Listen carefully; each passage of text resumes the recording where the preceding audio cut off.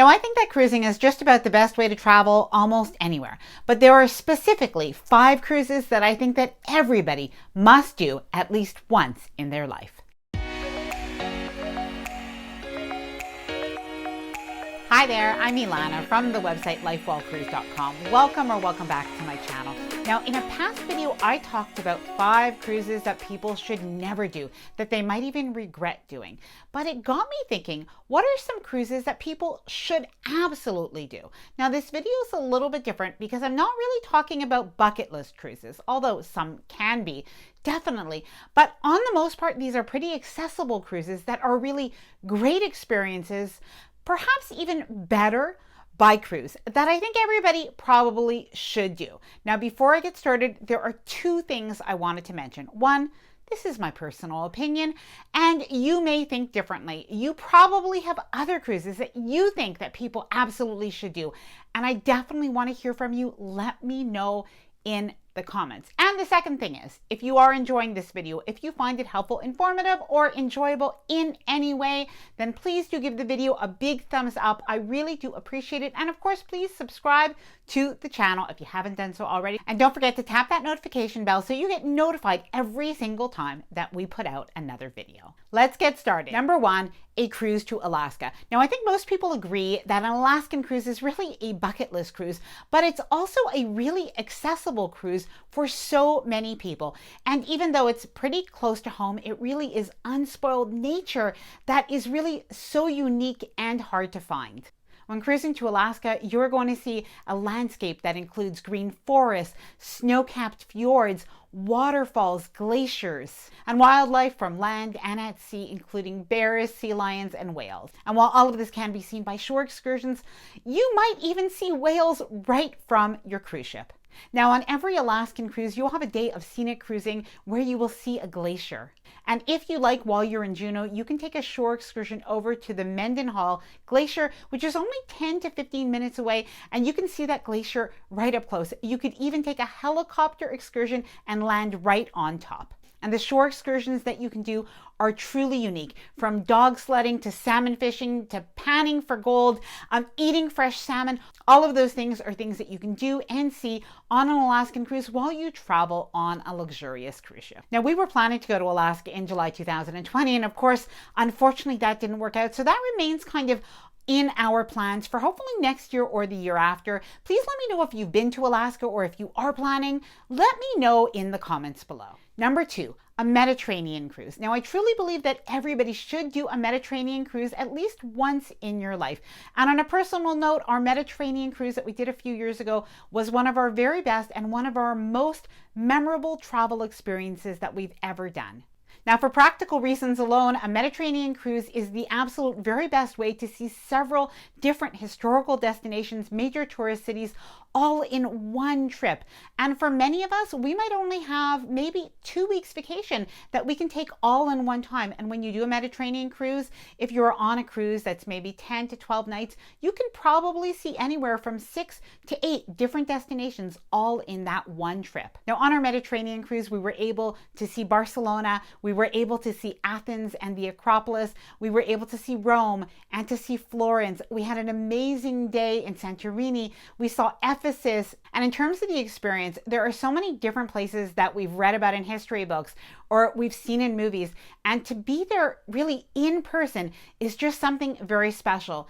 Eat the food at lunch, go on excursions during the day, drink the wine, eat the gelato. You will not regret it. A Mediterranean cruise is one of the very best cruise experiences I think that anybody can do.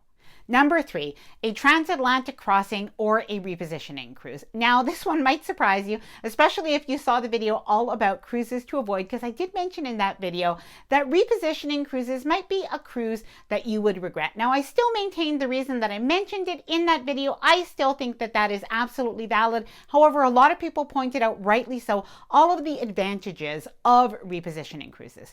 Now, in this case, I'm particularly talking about an experience of doing a transatlantic crossing, and maybe in particular on Cunard's Queen Mary 2. Now, while I don't think this is necessarily for everyone, I do think we should all be a little bit open-minded about the experience that this can be. Now, there are two interesting things about a transatlantic crossing on the Queen Mary 2. One, the Queen Mary 2 is not a cruise ship, it's an ocean liner. So it's really meant to handle those rough seas of the Atlantic Ocean. And secondly, it's a formal and traditional cruise line. And while this may have some disadvantages if you don't really want to dress formally, it is also like living in another world for that 7 days of your crossing. Now, something that you might want to consider doing is using the Queen Mary 2 as part of your travel experience. So maybe if you're in North America, fly over to London and either visit London or visit Paris and then come back and visit London a little bit, head over to Southampton when you are done, and then take the Queen Mary 2 home back to North America instead of flying. Now, the really nice thing, and I think I just don't hear this talked about very much, but is about the way the time difference is handled when you are on the Queen Mary 2. And of course, when you're flying, you might have jet lag because now when you're flying home from London and you're heading into New York, you're going to have that 5 or that 6 hour difference. But instead, what's going to happen when you're sailing is that every single day you will be given an extra hour. So when you think about it, so many of us go through life and we think, oh my gosh, if we could only just have an extra hour, what we would do. And so that cruise, that sailing ends up being so relaxing and so rejuvenating because, well, at least 5 days of that 7-day cruise, that 7-day sailing, you get a 25-hour day. What would you do with that extra hour? Would you read? Would you go to the spa? Would you sleep? Just think about how relaxed you are going to feel when you come back off that transatlantic crossing. Number 4, Bermuda. Now, Bermuda is one of my personal favorites, but I really do think it's underrated. For some reason, a lot of people who haven't cruised before sometimes look at a Bermuda sailing and they think, oh, I'm going to be in the same place for 3 or maybe 4 days, and they think maybe it's not interesting enough as a cruise, but it is so interesting. Not only is Bermuda an absolutely beautiful destination, but how many times do we go on a cruise and we think if only we could have longer in a destination, more time to explore on our own. Well, you do get that in Bermuda. The nice thing is you can go explore on your own, you can take the ferry, you can take the bus on your own, and Bermuda is a really safe destination to be able to explore. And when you're there for 2, 3, or 4 days, you could really see quite a lot of Bermuda, and the people are so friendly. It really is so beautiful, and it's definitely a cruise that I think that everybody should do at least once. Number 5. Now, I think this one is going to surprise you, and that's because I think that we take this destination for granted, and it is the Caribbean. Now, so many people will say the Caribbean, well, all of the islands look the same, but it really isn't true. So many of the islands really have their own flavor, their own culture, and they're absolutely worth visiting. And when you think about it, the Caribbean is so accessible. But also Caribbean cruises, if you've ever gone on them, you know they are probably the most fun, the most enjoyable cruises that you can ever do. And if you are somebody who loves beaches, who loves turquoise waters, who loves snorkeling, maybe who loves some calypso or some reggae music, you're going to absolutely love cruising to the Caribbean. And I have to say, when I hear people say that Caribbean islands are all the same, I just couldn't disagree more. Going to a destination like San Juan feels absolutely different from going to a destination like St. Lucia.